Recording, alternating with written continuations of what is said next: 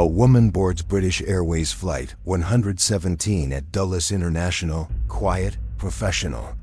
Carrying a leather portfolio and designer luggage, 3 rows. Ahead sits a businessman reviewing quarterly reports. Across the aisle, a college professor grades papers with mechanical precision. Everyone settling into the familiar routine of a transatlantic crossing. Except, one of them is about to be exposed as a traitor. 7 hours later, that woman will be met by FBI agents the moment the aircraft touches down at Heathrow. Her 23-year career with the CIA will end in handcuffs. No dramatic confrontation. No movie-style shootout. Just the cold mathematics of counterintelligence. Finally catching up to someone who believed she was untouchable. This was betrayal detected at altitude, calculated, inevitable, executed with the precision that only comes from months of patient surveillance. The flight attendant noticed nothing unusual during boarding. Passenger 14C appeared like any other frequent traveler. Efficient movements, polite smile. Settling into her seat with practiced ease. What the attendant couldn't know was that this passenger had been under intensive CIA surveillance for 6 months. That 3 other passengers on this flight weren't really passengers at all. That beneath the ordinary surface of Flight 117, an intelligence operation was reaching its carefully orchestrated conclusion. And that, by the time the landing gear touched British soil, one of America's most damaging intelligence leaks would finally be contained. The woman's name was Sarah Mitchell, though that detail would be classified in official reports.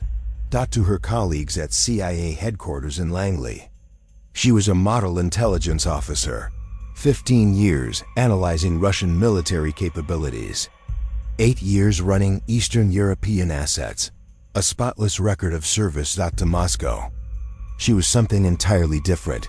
Agent Nightingale, a source so valuable that only 4 people in Russian intelligence knew her true identity.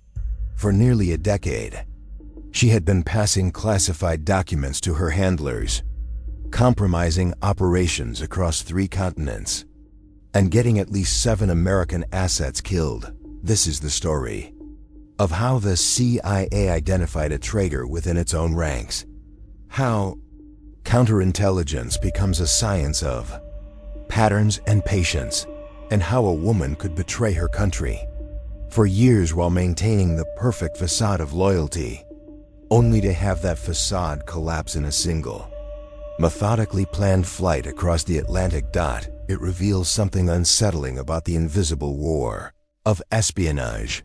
That betrayal often wears the face of professionalism. That trust is a vulnerability weaponized by those who understand its power, and that in the world of intelligence, no one is ever truly above suspicion. Understanding how Sarah was caught requires understanding who she was and how someone sworn to protect national security could become its greatest threat. Born in 1971 in suburban Virginia, the daughter of a State Department diplomat and a university professor, she grew up in embassy compounds across Europe, learning languages the way other children learned multiplication tables. By 12, she spoke fluent Russian, French, and German. Her childhood was privilege mixed with displacement, never quite belonging anywhere. Always the American girl in international schools who adapted too easily, observed too carefully. These early years shaped something fundamental in her psychology: the ability to compartmentalize identity, to present different versions of herself, depending on circumstance, a skill that would later make her both an excellent intelligence officer and a devastating traitor. Her father's work exposed her to diplomatic circles where secrets were currency and discretion was religion. She learned young that information had value, that knowledge meant power, and that the world operated on exchanges invisible to ordinary people. Family dinners featured conversations about Soviet military posture and Warsaw Pact dynamics. She absorbed it all with unusual focus. processing geopolitics while her peers worried. About homework and social hierarchies, teachers described her as exceptionally bright but emotionally distant. She maintained good grades without apparent effort, participated in activities without forming deep friendships. Classmates remembered her as pleasant but unknowable, someone who listened more than she spoke and revealed nothing of substance about herself. This pattern of careful self-concealment would become her defining characteristic. She excelled at Georgetown University, studying international relations with particular focus on Soviet affairs. Professors noted her analytical precision and uncanny ability to predict policy shifts before they materialized. She wrote her senior thesis on KGB recruitment methodologies, ironically analyzing the very techniques that would later be used to recruit her. The CIA recruited her straight out of graduate school in 1995. Her language skills, analytical mind, and family background made her an ideal candidate. She sailed through background checks, polygraph examinations, and psychological evaluations. Every test confirmed what her recruiters believed. They had found a perfect intelligence officer, someone whose entire life had prepared her for this work. What none of them detected was the fundamental instability beneath her polished surface. Resentment accumulating through years of feeling invisible, undervalued, trapped in a system that rewarded conformity over brilliance. Her early CIA career followed the standard trajectory: junior analyst positions, gradually increasing security clearances, steady progression through the agency's bureaucratic ranks. She worked Russian military analysis, producing assessments that senior officials praised for their insight and precision. Colleagues described her as dedicated, detail-oriented, someone who arrived early and left late. She rarely socialized, preferring solitude to office politics. She lived modestly in a one-bedroom apartment in Arlington, drove a 10-year-old Honda, spent weekends reading intelligence journals and Russian literature. Nothing about her lifestyle suggested the accumulation of suspicious wealth or the double life she was secretly constructing. The first approach from Russian intelligence came in 2001. During a conference in Vienna, a man identifying himself as an academic researcher struck up a conversation about post-Soviet military doctrine. The dialogue was intellectually stimulating, flattering in its recognition of her expertise. They exchanged contact information for what he described as continued scholarly exchange. Sarah knew immediately what he represented. The approach was textbook, something she had studied in counterintelligence training. She should have reported it immediately. Instead, she responded to his email. What drove this decision remains unclear even in her later confessions. Not ideology. She insisted that she held no particular sympathy for Russia or opposition to American interests. Not financial desperation. Her needs were modest and her salary sufficient. When interrogators pressed for motivation, she offered only fragments: exhaustion with bureaucratic limitations, frustration at being overlooked for promotions, a profound sense that her contributions went unrecognized while mediocre colleagues advanced through networking rather than merit. But perhaps the deepest truth was simpler and darker: the thrill of deception itself, intoxicating power of maintaining a secret that made her more important than anyone around her. Realized. Every day at Langley became a performance where she held knowledge that would devastate her colleagues if revealed. For 7 hours, they documented her behavior in coded notes that would later become part of the case file. Sarah slept for 3 hours during the flight. She ate the meal service without apparent anxiety. She reviewed documents, worked on her laptop, watched part of a movie. Nothing suggesting she suspected that her 9-year career as a Russian intelligence asset was moments from ending. At some point during that flight, Perhaps during one of her periods of wakefulness staring out at the dark Atlantic below, did she sense that something was wrong? Did some instinct whisper that this journey was different? The FBI agents watched for any sign of awareness, any indication she might be preparing for exposure. But Sarah gave them nothing.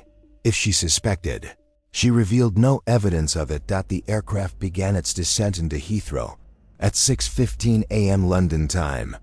Passengers around Sarah gathered belongings, adjusted watches, prepared for arrival. She did the same, organizing her materials with methodical precision.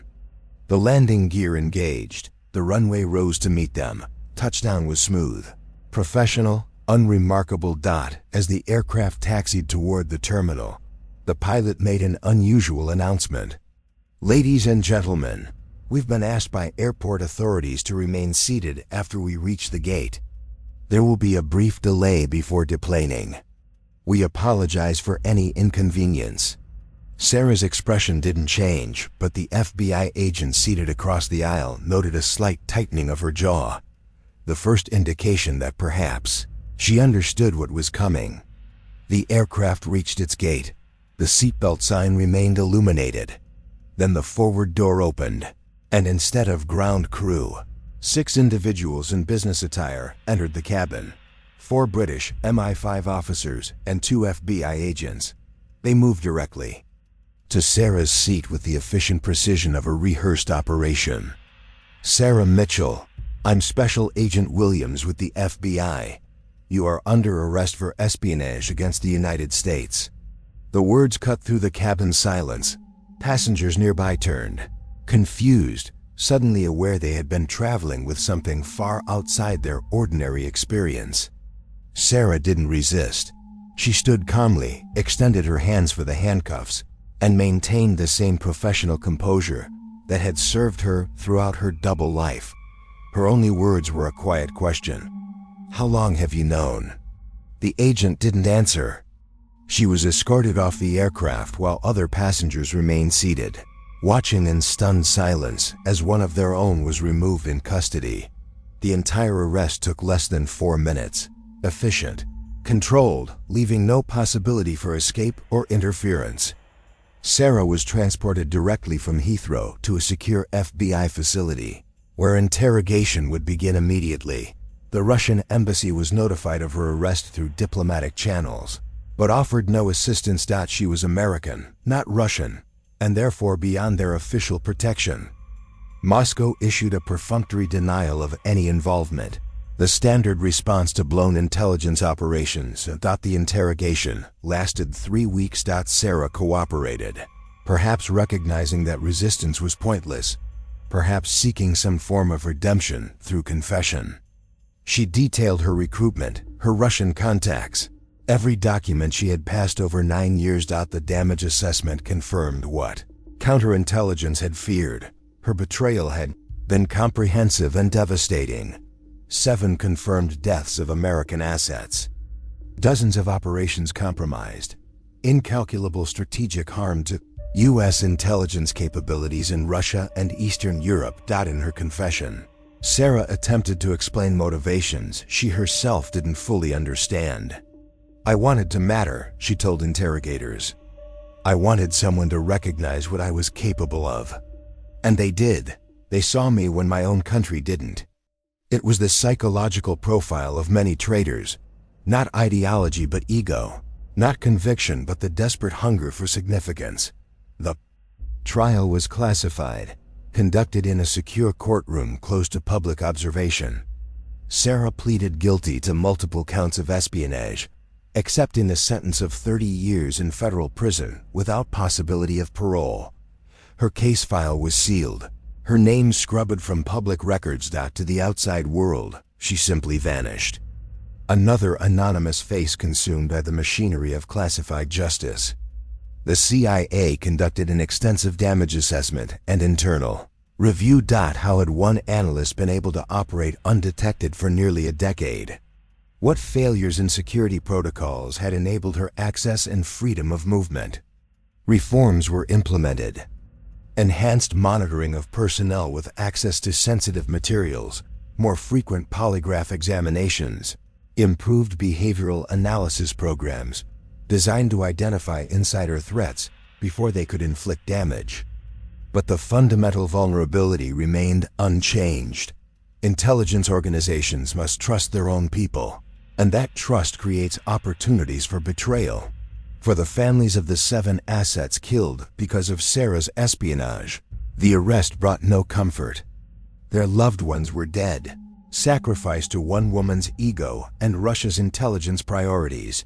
The CIA offered them classified briefings explaining what had happened, but explanations couldn't resurrect the dead or undo the damage. In Moscow, the SVR quietly closed Sarah's file.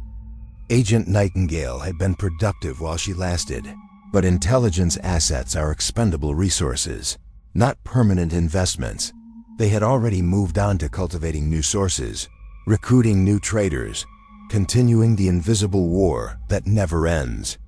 The capture aboard Flight 117 demonstrated something intelligence professionals understand but rarely acknowledge publicly. Counterintelligence is archaeology, the patient excavation of buried secrets through fragments and patterns. It requires surveillance teams willing to watch suspects for months without result, analysts who can detect anomalies in terabytes of data, and the institutional patience to let operations develop fully before making arrests. The FBI agents who identified Sarah spent 4 years investigating before they had sufficient evidence to act. 4 years of surveillance, analysis, and methodical elimination of suspects. It was the opposite of dramatic, just bureaucratic. Precision applied to the problem of betrayal. Sarah Mitchell remains in federal prison, serving her sentence in isolation from other inmates. She receives no visitors beyond her attorney. She writes letters that are screened by security officials before being delivered. She will be 74 years old when released, her life effectively over, consumed by choices made decades earlier. Does she regret her betrayal? In interrogations, she offered contradictory answers, sometimes expressing remorse for the deaths her espionage caused, other times defending her actions as responses to institutional failure to value her contributions.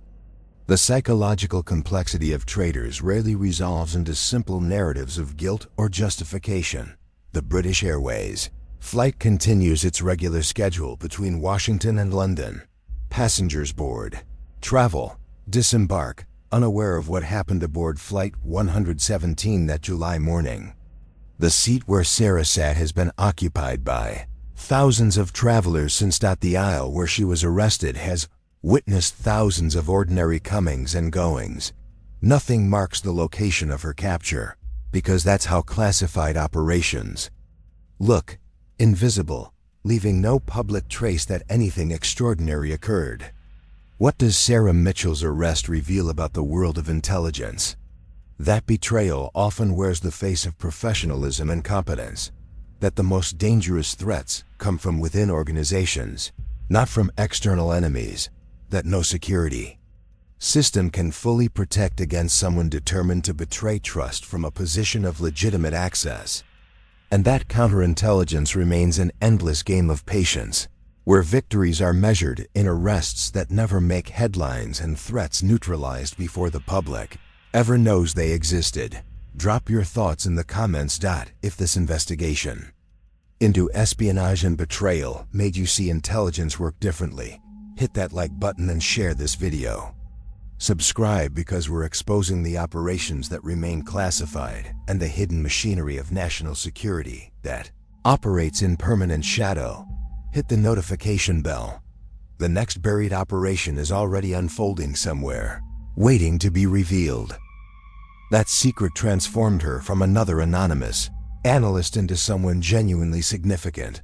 The recruitment process unfolded over 18 months of careful cultivation. The Russian intelligence officer, operating under diplomatic cover at the UN mission in New York, met her periodically in locations chosen for their operational security: coffee shops in Philadelphia, art museums in Boston, train stations in Baltimore. Never the same place twice. Never any digital trail connecting them. He never asked for classified information during these early meetings. Instead, he built rapport, demonstrated understanding of her frustrations, offered the one thing her CIA career never provided: genuine recognition of her intellectual capabilities. By mid-2003, Sarah had made the irrevocable choice. She began passing documents, starting with low classification assessments that seemed relatively harmless. The Russian officer never pressured, never rushed. He understood that recruitment was architecture, built slowly through foundations of trust and escalating commitment. Each document passed made the next one easier. Each successful transfer reduced her psychological resistance. Within 2 years, she was providing highly classified intelligence about American operations in Russia and Eastern Europe. Her tradecraft evolved through practice and Russian instruction. She used encrypted USB drives concealed in everyday objects. She photographed documents with a modified camera that left no digital fingerprints.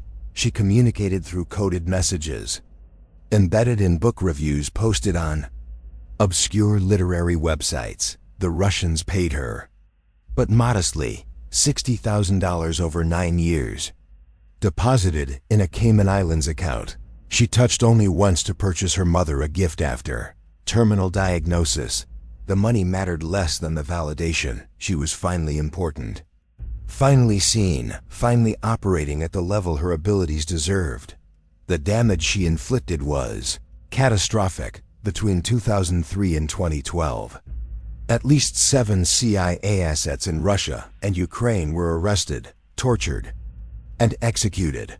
Operations that took years to develop collapsed overnight. American intelligence capabilities in the region were set back a generation, and Sarah continued her quiet life in Arlington, arriving at Langley each morning with the same professional demeanor, attending the same meetings, producing the same excellent analysis. No one suspected. The CIA's Counterintelligence Division began investigating the security breaches in 2008. Operational failures always triggered internal reviews, searching for the compromises that exposed sources and methods. But Sarah's operational security was exceptional. She passed polygraph examinations without difficulty. Her psychological training, allowing her to compartmentalize deception from her conscious stress responses. She left no financial trail, no suspicious contacts, no behavioral changes that might trigger suspicion.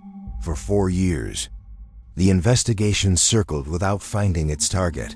The breakthrough came from an unexpected direction. In 2011, a Russian intelligence officer defected to the United States, bringing with him a treasure of information about Moscow's intelligence operations. Among the fragments he provided was a single detail.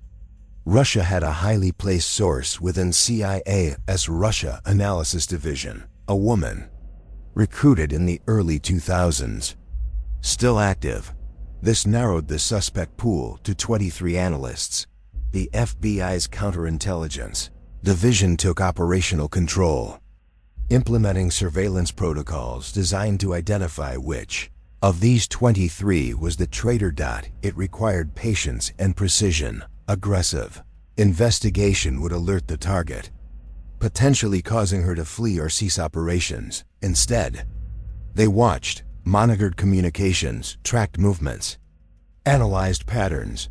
They were searching for the anomaly, the break in routine that might reveal covert activity. Sarah's discipline nearly defeated them. She maintained her operational security with paranoid precision. She varied her routes, checked for surveillance, never used the same communication method twice. She understood counterintelligence methodology because she had studied it professionally for years. But everyone makes mistakes. And Sarah's came in February 2012. Surveillance teams noticed she had begun taking an unusual route to work twice monthly instead of her normal commute.